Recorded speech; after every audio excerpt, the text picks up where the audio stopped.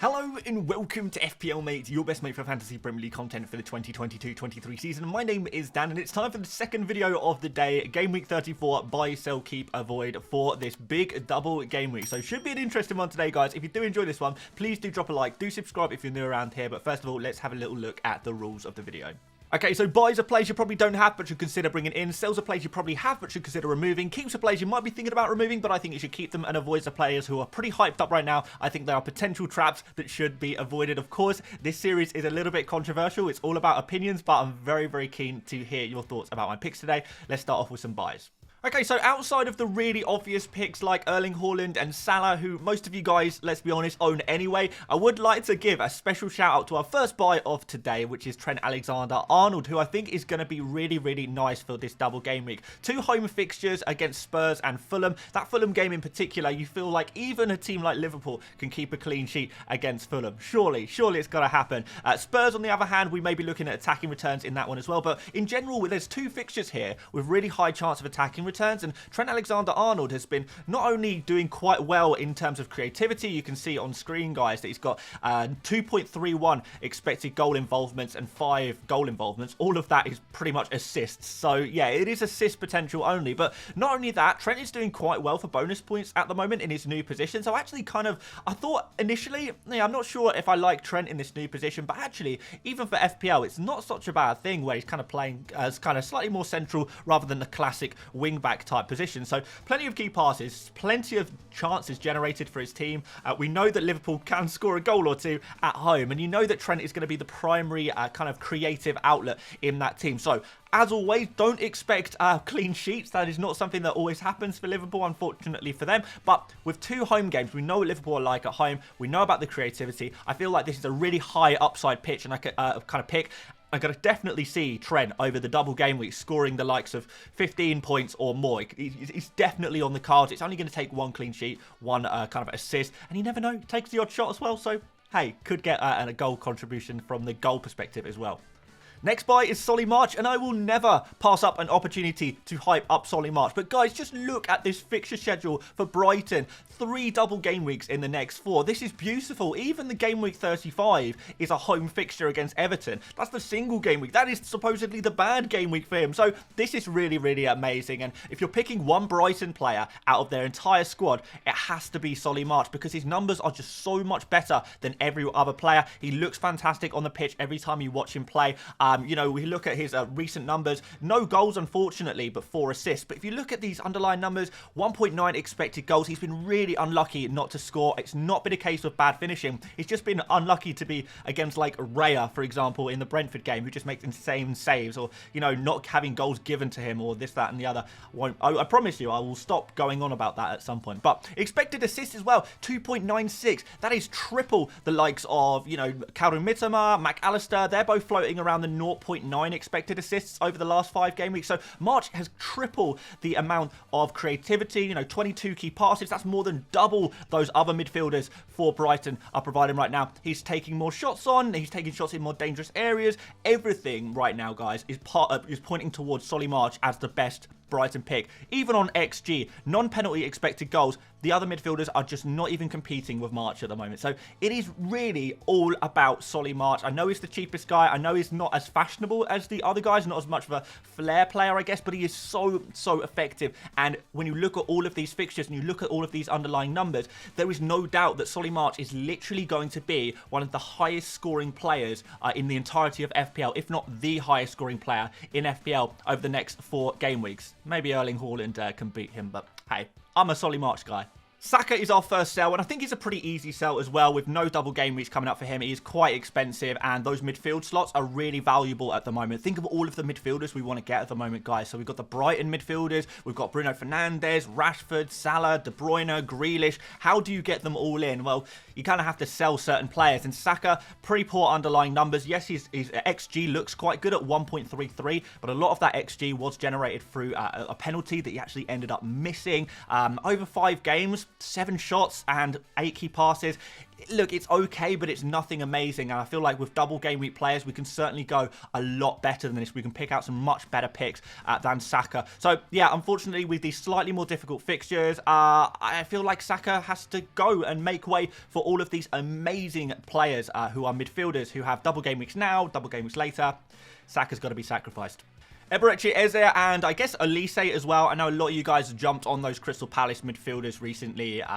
Maybe it's time to remove them, particularly if you are within touching distance of a new Brighton midfielder, or like March first of all, he's the priority. Then Caldo Mitama as it's kind of your second priority. He's been playing really well recently as well. Been kind of unlucky not to get FPL return. So yeah, would definitely be selling your Crystal Palace midfielders for Brighton midfielders. If you can afford it, maybe he's a good player to sell to get a Rashford or something like that. But yeah, overall, I'm not gonna lie, his numbers are not too bad. Like, he is overperforming Eze, but then like he's taken a lot of shots from range, and Crystal Palace, I never really know what to think about them, to be honest. And there's no double game weeks here. Again, we're talking about very valuable midfield slots at the moment, and it's pretty much, unless we're talking about basically March, Mitama, McAllister, Fernandes, Rashford, De Bruyne, Grealish, Salah, and then maybe as far as Cody Gakpo, maybe as far as Mahrez, maybe as far as Anthony.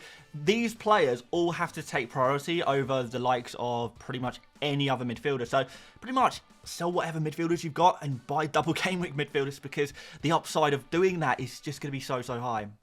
Now, I didn't think I would have to say this, but, I mean, keep Salah, guys. Salah is actually one of the most heavily sold players in FPL, and I know a lot of people are looking to sell Salah to get De Bruyne. Very reactionary kind of thing, because De Bruyne scored more points in Game Week 33 than Salah. Therefore, De Bruyne must be the better pick, and a lot of people are making that kind of sideways transfer.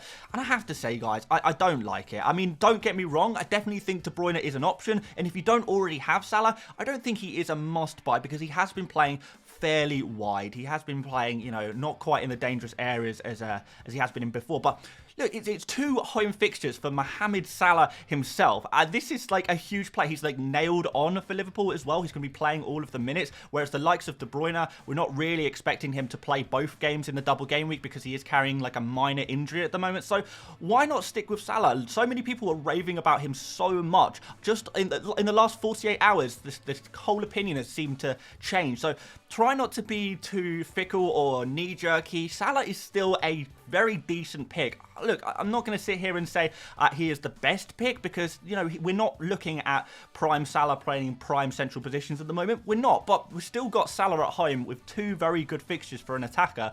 There is no reason to sell him whatsoever, and there's not a single player I would sell Salah for, other than maybe Solly March.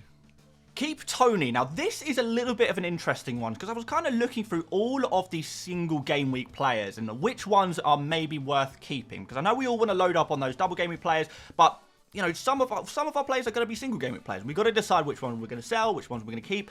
Toney, I think I would keep. Toney and Trippier, those 2 players, those are the 2 guys I would most like to keep out of all of the single game week players, because Toney, I think, at home against Nottingham Forest is actually a really nice opportunity. And when you compare him to the likes of, I don't know, some of the other kind of similar kind of priced forwards with double game weeks, we're talking Jota or maybe Alvarez, maybe at Man City.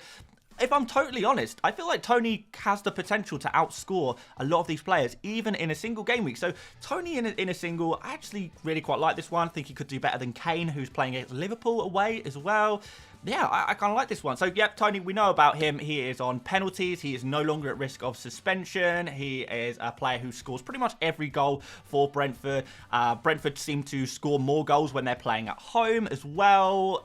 Brentford still very much competing for European places, so high motivation here. Nottingham Forest desperately do need to get some points, or are they going to be playing more within themselves? I don't know. Nottingham Forest is just crazy at the moment. I don't know what's going on there, but at the end of the day, Nottingham Forest can be as motivated as they like. There's still not a particularly good defence there, and I feel like Brentford at home could really do the business here, and Toney is going to be a part of 60-70% of Brentford's goals. So if you think Brentford are going to score, you think Toney's going to score, and then you may as well keep him. He is one of the few single game players I would keep. Tyrone Mings as an avoid, and I know I'm going to get stick for this one, because, you know, it's just what happened. But I said this last week, and I'm going to justify it. I said this last week. Mings' 2 final good games were Fulham last week and Wolves this week. Now, we've got 1 good fixture left in the entire season for Mings. If we're looking at defenders and teams they're likely to keep clean sheets against, Manchester United away, you know, they score goals. Spurs, you know, we can say Spurs are in bad form, but they still seem to score pretty much every single game. Liverpool away is a tragic fixture, and the final fixture in Game Week 38 is against Brighton. So really, I know a lot of people are bringing in Mings because he scored a goal and he got a clean sheet in last game. I'm gonna try and say this one gently. If you guys already owned Mings, amazing. Absolutely amazing. Take the points that you got and run. Absolutely run. If you do not own Mings already, you have missed the chance, because let's be very, very honest here. Mings, super low expected goal involvement, very high expected goals conceded. Everything has been weighted against Mings getting FPL points, and he's been able to tick along very nicely and getting those points. So if you already had him, amazing. Count your blessings and let's go. Let's move forward. If you don't own Mings already, do not expect him to get as many points in the future from this point onwards as he has done previously, because these attacks that he's playing against now are no mugs, and he is not going to be able to score a header from a 0.15 XG chance every single game. That's just not going to happen that often. So I'm going to very firmly say Mings avoid. If you seriously think that Tyrone Mings is going to outscore the other defenders you could think about buying, if you think he's going to outscore, you know, the Liverpool guys, Trent, Robertson, Van Dijk, if you think he's going to outscore Estupinian, who plays, 7 games in the next 3 weeks or something ridiculous like that. If you really think that's going to happen, fine. Go for Mings instead. But for me personally, everything is pointing towards there being much better defenders to go for at this point. If you already have Mings, hold him, play him against Wolves, of course, because Aston Villa are just kind of clean sheet, overperforming monsters at the moment, and I can't deny that. But look for future points, not past points. If you're buying Mings now, you missed your boat. You missed the boat. It's gone. Get over it. Pick someone else. And finally, Enciso, who is becoming a little bit of a popular pick. I'm guessing because he's so cheap and people are looking to downgrade a forward to maybe kind of allow for upgrades in other positions. But like I keep saying, these Brighton fixtures are so good. There's so many of them that we really just need to pick the best and most nailed on players. Enciso is not nailed on, particularly now Danny Welbeck is back to fitness. Danny Welbeck is primarily going to play as the striker. Enciso will play the odd game here and there. He'll have sub appearances. I mean, he's only started 1 game in the last 5 game weeks as well. So I'm really not expecting him to start many games in the future. And in that case, he's kind of wasting a Brighton slot. So I'll just say, yes, Enciso, fabulous young player, and I'm looking forward to seeing what he provides in the future. But you just need to make sure your Brighton slots are used very wisely on the best possible 3 you can think of, whether that's triple midfield, whether you want to take a punt on Danny Welbeck, who'll be more likely to get more minutes, whether you want to go for purposes of Estupinian, or you fancy Steele in goal. These are all picks I would far prefer to go for than Enciso, so therefore Enciso has to be an avoid. It's just a poor use of a Brighton slot. That's all I'm going to say on him, because I actually think he's a very good player, and if it wasn't for all of these fixtures, hey, as a differential, maybe he would be interesting, but he ain't going to get very many minutes over this period of games. So, yeah, it's pretty much going to be a case of selling single game week players and buying double game week players for this game week. I wouldn't really be looking to buy any single game week players really at all. Just focus on Liverpool, Man City, and Manchester United and Brighton. Those 4 teams, the big 4, those players from those teams are going to be the ones scoring you points this game week. And, you know, and apart from Liverpool, these are also teams that have double game weeks in the future as well. So that would be where my focus would be. Yeah, pretty much sell everyone else, whoever you want, as long as their name isn't Toney, and maybe Trippier as well. I'd like to keep him. Thanks so much for watching, guys. If you did enjoy, please do drop a like, do subscribe if you're new around here. I'm going to try and upload twice again tomorrow. Let's see how I get on, but I'm going to work very hard to try and do that for you guys. A couple of videos already out on the channel if you want to go check them out, but aside from that, I'll see you on tomorrow's content, and I'll see you later, mates. Bye-bye.